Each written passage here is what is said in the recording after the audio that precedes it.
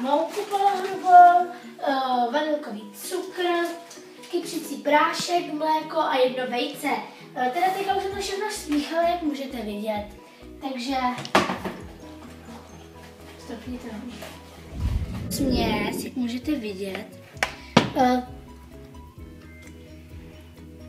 To přijde teda dobré. My to trošku rozmícháme a myslím, že teda můžeme to vléct do formy. Dobrá říct, že si teda trochu předehřejeme na 160 až 170 stupňů a dáme to tam teda na 45 minut. Forma je taková trochu menší, ale já to dělám jako překvapení pro tátu. Takže tak. A ještě teda jsem zapomněla, že to potřebujeme máslem. A tady si dovím teďka máslo.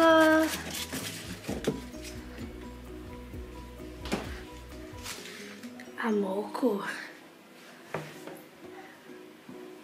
Je jedno teďka jakou.